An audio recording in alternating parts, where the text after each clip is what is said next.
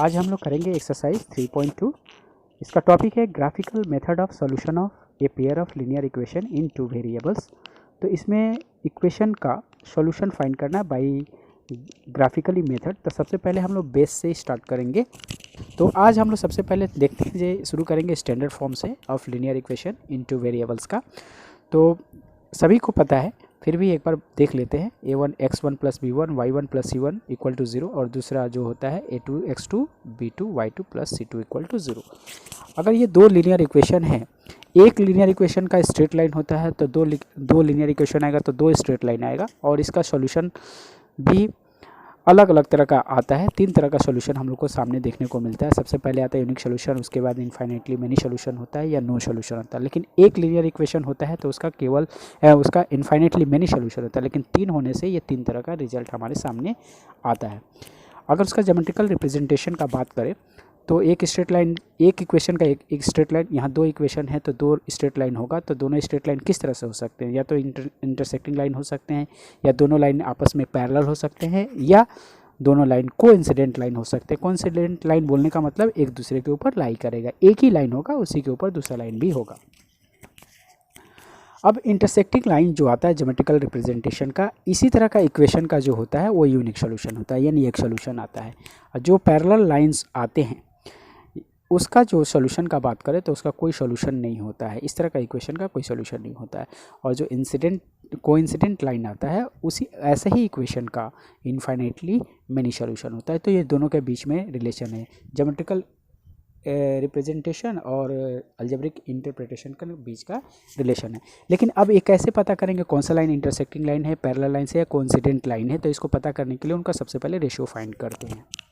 तो यहाँ पर हम लोग लीनियर इक्वेशन का जो कोफिशिएंट है उनका जो रेशियो है उनको हम लोग कंपेयर करेंगे। The comparison of ratio of their coefficient, जो उनका जो कोफिशिएंट होगा उनका रेशियो को कंपेयर करेंगे। अगर इनका x का कोफिशिएंट है x1, x का कोफिशिएंट का रेशियो फाइंड करेंगे, y का कोफिशिएंट का रेशियो फाइंड करेंगे, और कांस्टेंट टर्म यानी c1 c2 उनका रेशियो फाइंड करेंगे और उनका कंपैरिजन करेंगे। पहला कंपैरिजन करना है, अगर a1 का ratio a1 by a2 x का कोफिशिएंट का रेशियो है, दूसरा है y का कोफिशिएंट b1 b2। अगर ये दोनों का रेशियो, इसका रेशियो और इसका रेशियो अगर फाइंड करते हैं, अगर दोनों नॉट इक्वल टू आता है तो इस केस में ये जो लाइन होता है वो इंटरसेक्टिंग लाइन होता है, यानी दोनों लाइन इंटरसेक्ट करेंगे, यानी intersect line intersect each other, और इनका जो सॉल्यूशन होगा फाइंड करेंगे तो एक यूनिक सॉल्यूशन आएगा। यानी इसी का सॉल्यूशन जो होता है यूनिक सॉल्यूशन होता है। यूनिक यानी हम लोग कैसे पहचानेंगे? इसका रेशियो को फाइंड करेंगे, यानी दोनों को x1 x का जो कोफिशिएंट है उनका रेशियो फाइंड करेंगे, और y का जो कोफिशिएंट है उसका रेशियो फाइंड करेंगे। अगर दोनों रेशियो का वैल्यू अगर सेम आता है, नॉट इक्वल टू आता है, तो इनका जो लाइन होगा, अगर ज्योमेट्रिकल इसको रिप्रेजेंट करेंगे तो इस तरह का लाइन आएंगे, माने इस तरह का लाइन आएगा इंटरसेक्टिंग लाइन, और इसी तरह का लाइन का जो सॉल्यूशन होगा यूनिक सॉल्यूशन होगा। दूसरा एक कंपैरिजन करते हैं, नंबर 2, अगर a1 equal to a1 by a2 equal to b1 by b2 equal to c1 by c2, अगर तीनों इक्वल आ गया, इस केस में क्या होगा? अगर तीनों इक्वल आ जाता है तो ये जो होता है कोइंसिडेंट लाइन होता है। कोइंसिडेंट लाइन्स, अगर कोइंसिडेंट लाइन से बोलने का मतलब इस तरह का लाइन, ऐसा लाइन आएगा, इसी के ऊपर दूसरा लाइन भी लाई करेगा, तो इस तरह का लाइन जो होगा कोइंसिडेंट लाइन होगा। और इसी तरह का जो इक्वेशंस, पेयर ऑफ इक्वेशंस होते हैं उनका जो सॉल्यूशन होता है इनफाइनाइटली मेनी सॉल्यूशन होता है। यानी अगर बात करें तो इस तरह का सॉल्यूशन का होगा इनफाइनाइटली मेनी सॉल्यूशन, यानी इसी का इनफाइनाइट सॉल्यूशन आता है, इनफाइनाइट भी मेनी सॉल्यूशन। और तीसरा है, अगर रेशियो को, तीसरा रेशियो जो कंडीशन होगा वो होगा a1 by a2 equal to b1 by b2 but not equal to C1/C2, यानी तीनों का रेशियो। ये दोनों रेशियो तो सेम है, लेकिन ये जो है वैल्यू, कांस्टेंट वैल्यू का जो रेशियो है इनके इक्वल नहीं आएगा। इस केस में जो लाइंस होता है, इंटरसेक्टिंग लाइन में पैरेलल लाइंस होते हैं, दोनों जो लाइन ड्रॉ होगा वो दोनों लाइन पैरेलल्स होंगे, और इन्हीं का जो सॉल्यूशन होता है वो होता है नो सॉल्यूशन। यानी विदाउट सॉल्व किए हम लोग ये बता सकते हैं जो कौन सा लाइन, कौन सा किस इक्वेशन का लाइन जो होगा इंटरसेक्टिंग होगा, या किस इक्वेशन का सॉल्यूशन जो होगा यूनिक सॉल्यूशन होगा। उसी तरह से दूसरा, यानी बाय रेशियो का कंपैरिजन, अगर तीनों A1 A2 B1 B2 और C1 तीनों इक्वल वैल्यू देता है तो उस समय उस केस में कोइंसिडेंट लाइन होता है, और ये इसका जो सॉल्यूशन आता है इनफाइनाइटली मेनी सॉल्यूशन होता है। ये तीनों इक्वल होने का मतलब जो दो इक्वेशन जो होते हैं, ये दोनों इक्वेशन जो होता है सेम ही इक्वेशन होता है, एक ही इक्वेशन होता है, लेकिन उसको क्या किया जाता है, उसको या तो उस इक्वेशन को मल्टीप्लाई करके बड़ा कर दिया जाता है, या उस इक्वेशन का रिड्यूस फॉर्म होता है। एक ही इक्वेशन हो, अगर 2 से मल्टीप्लाई कर देंगे तो इक्वेशन का वैल्यू डबल हो जाएगा और एक नया इक्वेशन देखने में लगेगा, लेकिन एक्चुअल में देखा जाए तो दोनों इक्वेशन एक ही इक्वेशन होते हैं।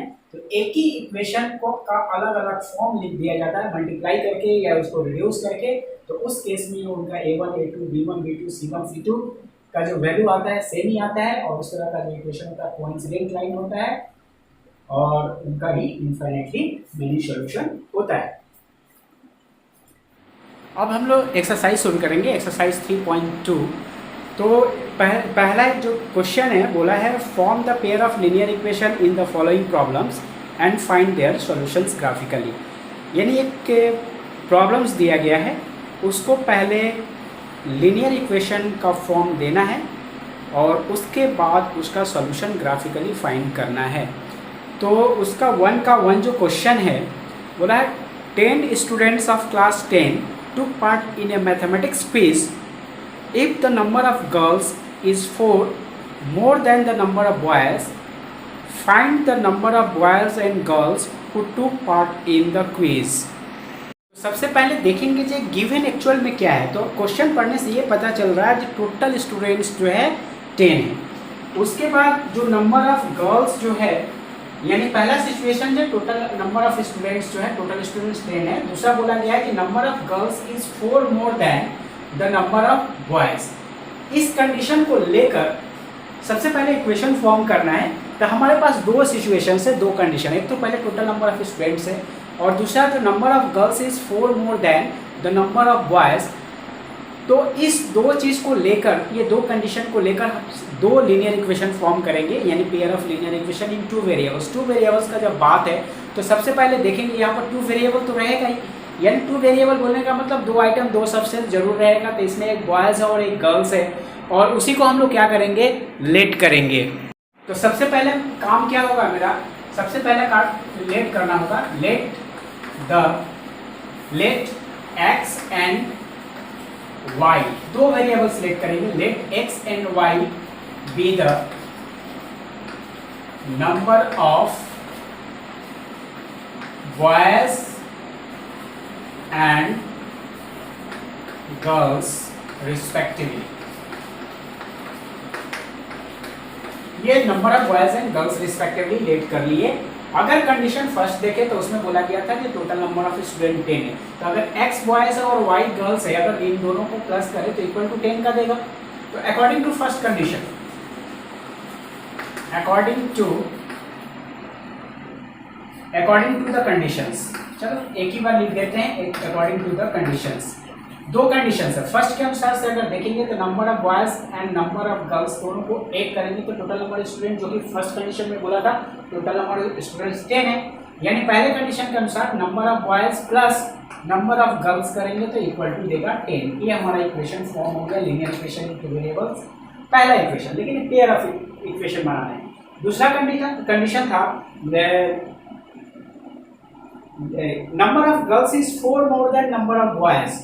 तो दूसरा कंडीशन में नंबर ऑफ गर्ल्स और बॉयज को जब कंपेयर करेंगे तो ये नंबर ऑफ बॉयज है और ये नंबर ऑफ गर्ल्स है। तो कौन ज़्यादा है, number of girls is 4 more than, ये 4 ज़्यादा है नंबर ऑफ बॉयज से। इसका मतलब दोनों को अगर इक्वल करना चाहेंगे तो अगर इसमें से 4 माइनस कर देते हैं, नंबर ऑफ गर्ल्स को अगर माइनस कर देते हैं तो equal to number of boys क्या आ जाएगा, और इसको सॉल्व कर देंगे तो आ जाएगा x minus y equal to -4। ये हमारा इक्वेशन 2 होगा। यानी दो linear equation in two variables हमारा फॉर्म हो चुका है। अब इस कंडीशन को ग्राफिकली रिप्रेजेंट करना है तो कैसे करेंगे, इसके पहले भी बताया गया है लेकिन फिर भी हम यहाँ पर बता दे रहे हैं, फिर से इसको रिपीट कर रहे हैं। तो हमारे पास दो इक्वेशन है, दोनों इक्वेशन को लेंगे। चलिए सामने लिखते हैं दोनों इक्वेशन को। दो इक्वेशन है अवेलेबल, इक्वेशन 1 और इक्वेशन 2।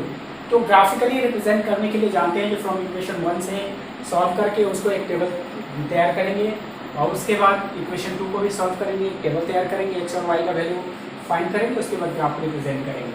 तो फ्रॉम इक्वेशन 1 पहले हम सॉल्व करेंगे।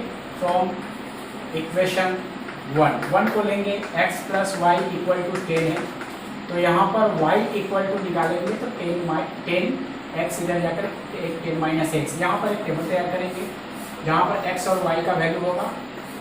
मिनिमम 3 वैल्यू फाइंड करते हैं तो x और y मीन्स है 10 माइनस एक्स, तो x का कोई भी वैल्यू पुट करेंगे तो y का एक कॉरेस्पॉन्डिंग वैल्यू देगा। अगर x का वैल्यू 0 पुट कर देते हैं तो x का वैल्यू 10 दे देगा, सॉरी y का वैल्यू 10 देगा। 0 पुट किए तो 10 माइनस 0 y 10 आ गया।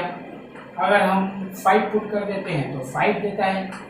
अगर यहाँ 10 पुट कर देते हैं 10 माइनस 10 0 हो जाएगा, यानी y का वैल्यू कॉरेस्पॉन्डिंग वैल्यू 0 आ जाएगा। सिमिलरली फ्रॉम इक्वेशन 2 को सॉल्व करेंगे। फ्रॉम इक्वेशन 2 से सॉल्व करेंगे, x minus y, x minus equal to -4 है और माइनस वाई इक्वल टू करेंगे तो -4 माइनस एक्स हो जाएगा। ये बोथ साइड माइनस है, क्या करेंगे ये माइनस को उधर कॉमन कर लेंगे, तो माइनस कॉमन करेंगे तो 4 प्लस एक्स दे देगा, यानी बोथ साइड माइनस कैंसिल हो जाएगा और यानी y इक्वल टू हमारा आ जाएगा 4 प्लस एक्स। उसके बाद टेबल तैयार करेंगे और ये बहुत ईजी है। टेबल तैयार करने के बाद x का वैल्यू y का वैल्यू फाइंड करेंगे, तो x का वैल्यू रखेंगे, y का वैल्यू फाइंड करेंगे। x का वैल्यू कुछ भी रखेंगे, y का कॉरेस्पॉन्डिंग वैल्यू आएगा। तो अगर x का वैल्यू 1 रखे तो 4 प्लस 1 y का वैल्यू 5 देगा। x का वैल्यू अगर 5 रख दिए तो 4 प्लस 5 y का वैल्यू 9 दे देगा। अगर x का वैल्यू 3 रखते हैं तो y का वैल्यू 7 दे देगा। इस तरह से हमारा ये दो चार्ट हमारे पास, दो टेबल हमारे पास तैयार है। ये दोनों टेबल के मदद से हम उसको ग्राफ पेपर पर इंडिकेट, उसको रिप्रेजेंट करेंगे। कैसे करते हैं चलिए देखते हैं उसको भी। तो ये हमारा ग्राफ पेपर सामने है। अब इस ग्राफ पेपर पर इसको हम लोग प्लॉट करेंगे, ग्राफ पेपर में इसको करेंगे। तो पहला हमारा जो इक्वेशन था, इक्वेशन 1 से ये हमको सोल्यूशन मिला था और इक्वेशन 2 का ये हमारा सोल्यूशन था। ये इक्वेशन 2 का सोल्यूशन है, इक्वेशन 2 से मिला हुआ था और ये इक्वेशन 1 से मिला हुआ था। तो पहला जो पॉइंट है, क्वाड्रेट पॉइंट जो है x 0 10, यानी 0 10 को इस ग्राफ पेपर पर प्लॉट करना है। तो 0 10 पॉइंट कहाँ आएगा, x का वैल्यू 0 और y का वैल्यू 10। x का वैल्यू 0 तो यही होता है और y का वैल्यू 10। ये पॉइंट होगा पहला पॉइंट, ये होगा 0 10 का पॉइंट। उसके बाद दूसरा पॉइंट को ग्राफ पेपर पर प्लॉट करना है। x का वैल्यू 5 और y का वैल्यू +5, यानी +5 यहाँ x का वैल्यू पहले काउंट करेंगे, उसके बाद y का वैल्यू यही से या तो ऊपर जाएगा या तो नीचे आएगा। तो x का वैल्यू +5 जो जाएगा, ये आपका 5 पॉइंट इधर से इकट्ठ करेगा, यानी ये x का वैल्यू पॉइंट जो ये आएगा x5 y5, यानी 5 का ये पॉइंट आया। और उसके बाद तीसरा वैल्यू जो है x का वैल्यू 10 और y का वैल्यू 0। x का वैल्यू 10 तो x पर काउंट होगा और y का वैल्यू 0 इसी लाइन पर होता है, क्योंकि ऊपर x का वैल्यू प्लस में होता है और y का वैल्यू नीचे माइनस में होता है। तो ये जो पॉइंट होगा, ये पॉइंट होगा 10 0 का पॉइंट होगा। ये 3 पॉइंट्स मिल गया फर्स्ट इक्वेशन से जो टेबल तैयार किए थे। और सबसे पहला काम होता है कि इस तीनों पॉइंट को मिलाते हुए लाइन को ड्रॉ करेंगे, इसको छोड़ेंगे नहीं तो मिसमैच हो जाएगा। ये तीनों पॉइंट को मिलाते हुए लाइन ड्रॉ करेंगे, एरो देंगे बोथ एंड पर। उसके बाद इस एंड पर इस इक्वेशन का या इधर जहाँ जगह होगा वहाँ पर इस इक्वेशन का नाम लिखेंगे। जो इक्वेशन था x plus y equal to 10, ये x plus y equal to 10 का इक्वेशन का ये स्ट्रेट लाइन है, एक तो स्ट्रेट लाइन हुआ। उसके बाद दूसरा स्ट्रेट लाइन को पाने के लिए इस वैल्यू को पुट करेंगे इसी ग्राफ पर।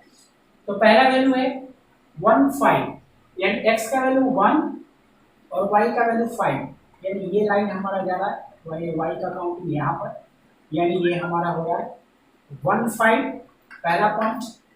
दूसरा पॉइंट 5 9, x का वैल्यू 5 और y का वैल्यू 9। 9 मीन्स ये हमारा 9 है, ये 10 पॉइंट था, तो ये 9 ये लाइन जा रहा और x का वैल्यू 5 ये जा रहा, यानी ये पॉइंट मिल रहा 5 9 का पॉइंट हुआ। उसके बाद अगला कोऑर्डिनेट है 3 7, तो x का वैल्यू 3 सब पॉजिटिव है इसलिए इधर ही आ रहा है, x का 3 और y का वैल्यू है 7, तो ये 3 7 वैल्यू कहाँ जाएगा, यहाँ से 3 और ये 3 का जा रहा है, ये x का वैल्यू 3 है और y का वैल्यू कहाँ से आएगा 5 6 7, यानी ये वैल्यू आएगा यहाँ पर आएगा, यानी ये कट करेगा। और इसके बाद ये है हमारा यहाँ पॉइंट लिखेंगे 3 7 कोऑर्डिनेट्स पॉइंट्स है। इसके बाद ये तीनों पॉइंट्स को ध्यान में रखते हुए एक स्ट्रेट लाइन ड्रॉ करेंगे, तीनों एक स्ट्रेट लाइन में भी आएगा और एक भी पॉइंट इधर उधर मैच करेगा, एक भी लाइन इधर उधर अगर जा रहा है स्ट्रेट लाइन में अगर नहीं आएगा इसका मतलब कुछ टेबल करने में कुछ ना कुछ भूल हुआ है, ये समझ जाएंगे। अब ये हमारा ये जो स्ट्रेट लाइन आया, दूसरा इक्वेशन का आया था वो था x minus y equal to -4 equation था, उसको इस स्ट्रेट लाइन पर लिख देंगे। अब इसके बाद बोला गया था कि सॉल्यूशन फाइंड करो, तो पहले ही इक्वेशन, ये दो इक्वेशन का जो स्ट्रेट लाइन है दोनों इंटरसेक्टिंग लाइन है, इसका मतलब है एक इसका एक यूनिक सॉल्यूशन है। यानी सबसे पहले हम लोग पॉइंट ऑफ इंटरसेक्शन देखेंगे। पॉइंट ऑफ इंटरसेक्शन क्या है? पॉइंट ऑफ इंटरसेक्शन अगर हम लोग देख रहे हैं वो पॉइंट है यहाँ पर कट किया है, तो ये पॉइंट ऑफ इंटरसेक्शन x का वैल्यू 3 है और y का वैल्यू 7 है, यानी ये जो पॉइंट ऑफ इंटरसेक्शन आएगा वही उसका सॉल्यूशन होगा। इसका मतलब बोल सकते हैं x का वैल्यू, पहला वैल्यू x का होता है 3 और y का वैल्यू 7। अब ये x का वैल्यू y का वैल्यू जैसे ही आ गया, x को क्या लेट किए थे, नंबर ऑफ बॉयज, और y को लेट किए थे नंबर ऑफ गर्ल्स। इसका मतलब हो जाएगा therefore number of boys equal to 3 and number of girls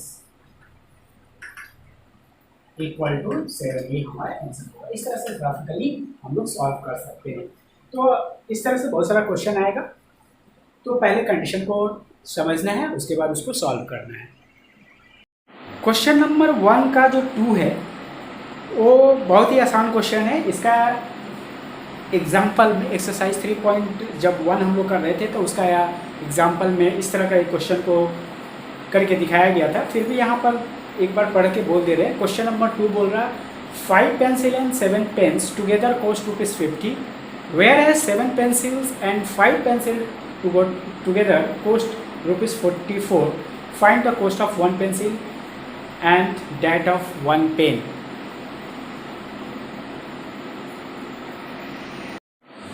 तो 1 का क्वेश्चन नंबर जो 2 है उसमें बोल रहा है 5 pencil and 7 pens together cost ₹50, whereas 7 pencils and 5 pens cost together ₹46. तो फाइंड करना है cost of 1 pens and cost of 1 pencils. तो यहाँ पर भी दो आइटम है, दोनों का कॉस्ट मिलाकर ₹50 दिया हुआ है, दो कंडीशंस में दिया हुआ है। तो वैसे ही करेंगे, लेट कर लेंगे। लेट क्या कर लेंगे, 1 पेन का कॉस्ट अगर x लेट कर लेते हैं और 1 पेंसिल का कॉस्ट अगर y लेट कर लेते हैं, तो एक कंडीशन के अनुसार ये 5 पेंसिल का कॉस्ट हो जाएगा 5 पेंसिल का कॉस्ट हो जाएगा 5y। इसको उल्टा लेट कर लेते हैं, पहले पेंसिल उसके बाद पेन, इसको पेंसिल कर लेते हैं। पहला पेंसिल है इसलिए पेंसिल कर ले रहे हैं और दूसरा पेन है इसलिए पेन कर ले रहे हैं, x एंड y।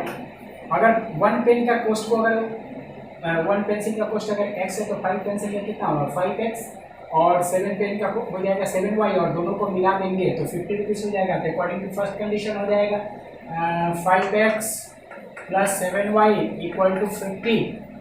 इसको रफली समझा दे रहे हैं कैसे करेंगे। और दूसरा कंडीशन है 7 पेंसिल, तो 7 पेंसिल का कॉस्ट हो जाएगा 7x और 5 पेन्स का हो जाएगा 5y, यानी 7x plus 5y equal to total cost है 46। अब इस दो इक्वेशन को लेकर जैसे सॉल्व करते हैं, इक्वेशन फ्रॉम इक्वेशन 1 से सॉल्व करेंगे, एक टेबल बनाएंगे, फिर इक्वेशन 2 को सॉल्व करेंगे, एक टेबल बनाएंगे, उस टेबल से कोऑर्डिनेट पॉइंट्स मिलेगा, कोऑर्डिनेट पॉइंट्स को ग्राफ पेपर में प्लॉट करेंगे, जो पॉइंट ऑफ इंटरसेक्शन आएगा जहां दोनों लाइन एक दूसरे को कट करेगा उस पॉइंट का वैल्यू फाइंड करेंगे, तो उसका सॉल्यूशन होगा और वही उसका आंसर भी होगा, cost of 1 pen and cost of 1 pencil. तो बहुत ही आसान है, ठीक है। क्वेश्चन नंबर 2 में, क्वेश्चन नंबर 2 में है on comparing the ratios a1/a2, b1/b2 and c1/c2 find out whether the lines representing the following pairs of linear equations intersecting at a point or parallel, intersecting at a point or parallel or coincident। जो point है क्या है, intersecting point है या जो lines है ये बताना है, जो लाइंस जो है इंटरसेक्टिंग लाइन है या पैरेलल लाइंस है या कोइंसिडेंट लाइंस है। तो इसका रेशियो को कंपेयर करेंगे और रेशियो के का जो हम लोग 3 कंडीशंस देखे थे उस तीनों कंडीशन को फॉलो करेंगे और इसको आसानी से बता पाएंगे, ठीक है। चलिए हम लोग इसका एक क्वेश्चन को सॉल्व करके दिखाते हैं। क्वेश्चन नंबर 1 को ही सॉल्व करेंगे, ठीक है। क्वेश्चन नंबर 1 है, पहला इक्वेशन जो दिया है 5x - 4y + 8 = 0 और दूसरा इक्वेशन है 7x + 6y - 9 = 0।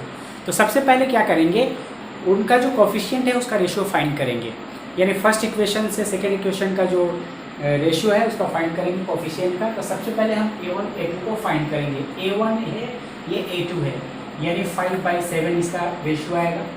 b1/b2, ये हमारा b1 है, ये और ये b2 है, साथ में साइन के साथ लेकर चलेंगे -4y + 6 यानी -4/6।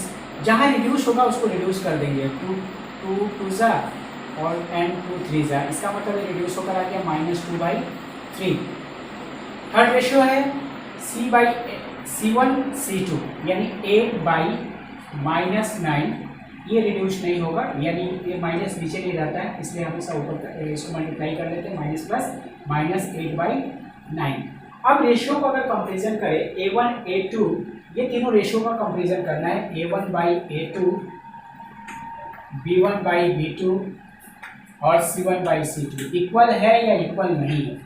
अगर हम पहला कंडीशन को देखते हैं तो पहला रेशियो है 5/7 और दूसरा रेशियो है 2/3। तो 5/7 और 2/3 ये दोनों क्या आपस में इक्वल है या नहीं है, तो not equal to. a1/a2 are not equal to. जब ये पहला कंडीशन लागू हो जाएगा कि नॉट इक्वल टू है तो इसका रेशियो को कंपेरिजन करने का कोई दरकार नहीं है, कोई ज़रूरी नहीं है।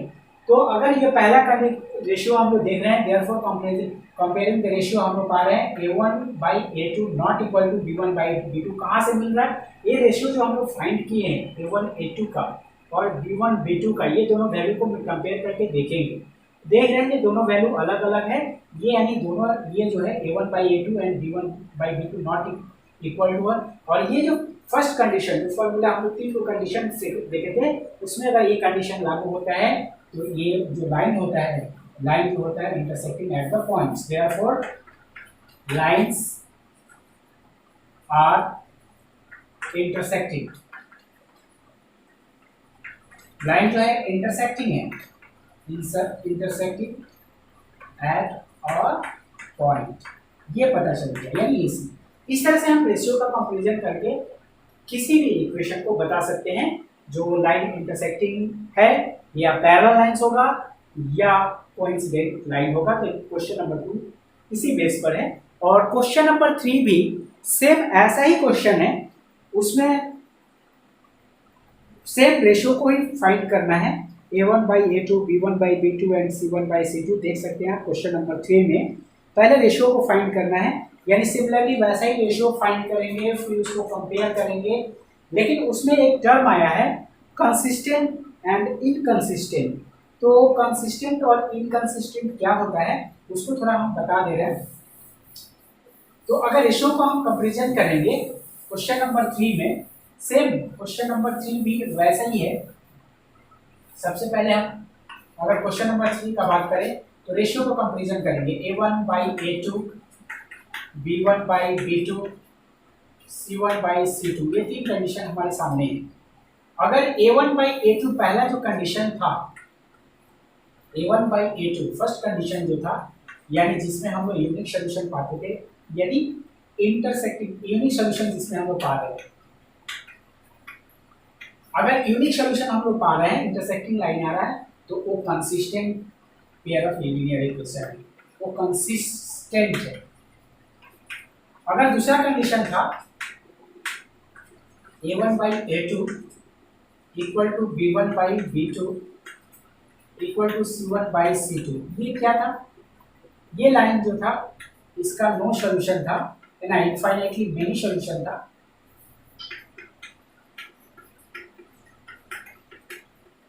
इनफाइनाइटली मेनी सोल्यूशन अगर इस तरह का आता है, तो इस कंडीशन में भी वो कंसिस्टेंट ही होता है, लेकिन इसको एक अलग नाम से जाना जाता है, जिसको हम बता दे रहे हैं डिपेंडेंट पेयर ऑफ लीनियर। ये डिपेंडेंट पेयर होता है, dependent pair of linear equation.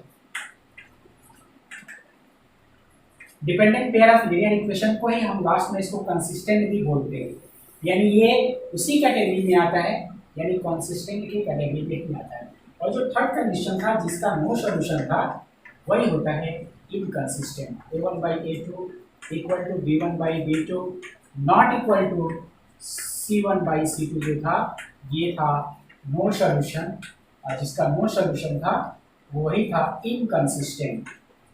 Inconsistent, तो जिसका नो सोल्यूशन आएगा वही हमारा होगा इनकंसिस्टेंट। तो ये रेशियो को हम फाइंड करके आसानी से बता सकते हैं। तो क्वेश्चन नंबर 3 भी हो जाएगा। और क्वेश्चन नंबर 4 जो है, पहले ये बताना है कि इक्वेशन जो है कंसिस्टेंट है या नहीं है। तो क्वेश्चन नंबर 4 भी हो जाएगा। तो क्वेश्चन नंबर, ये तो सेम कंडीशन है। क्वेश्चन नंबर अगर 4 का बात करेंगे, तो क्वेश्चन नंबर 4 में भी फाइंड करना है, पहले बताना है कि इक्वेशन कंसिस्टेंट है या नहीं है, कंसिस्टेंट और इनकंसिस्टेंट। तो कैसे पता करेंगे? कंसिस्टेंट और इनकंसिस्टेंट फाइंड करने के लिए तीनों रेशियो को फाइंड करेंगे। रेशियो को फाइंड करने के बाद वो कंपैरिजन को करेंगे, कंपैरिजन करके देखेंगे कि क्या यूनिक सोल्यूशन है तो कंसिस्टेंट है, अगर इनफाइनाइटली मेनी सोल्यूशन है तो भी कंसिस्टेंट है, इसका बहुत सारा सोल्यूशन निकलेगा। बट अगर नो सोल्यूशन है तो इनकंसिस्टेंट है। और जो इनकंसिस्टेंट है उसको हम लोग, यानी जिसका नो सोल्यूशन है, उसको हम लोग कैसे सॉल्व करेंगे? तो उसको हम लोग सॉल्व नहीं कर सकते। जो कंसिस्टेंट है उसको सॉल्व करेंगे, लेकिन जिसका यूनिक सोल्यूशन होगा उसी को ग्राफिकली रिप्रेजेंट करेंगे। बाद बाकी ये इनफाइनाइटली मेनी सोल्यूशन जो है वो ग्राफिकली रिप्रेजेंट नहीं करेंगे, क्योंकि वो पैरेलल लाइन आएगा, वहां से हमको सोल्यूशन नहीं मिलेगा, बहुत सारा सोल्यूशन होगा। तो जो यूनिक सोल्यूशन का ग्राफ होगा, यानी जो कंसिस्टेंट होगा, जिसका यूनिक सोल्यूशन होगा, उसी को ग्राफ पेपर पर प्लॉट करेंगे। और ग्राफ पेपर पर कैसे प्लॉट करते हैं आप लोग सीख चुके हैं, हम जान समझ मैंने, अब हमको नहीं लगता है जो और इसको और बताना पड़ेगा। तो यही आप लोग से आशा है कि क्वेश्चन नंबर 4 भी कर पाएंगे। और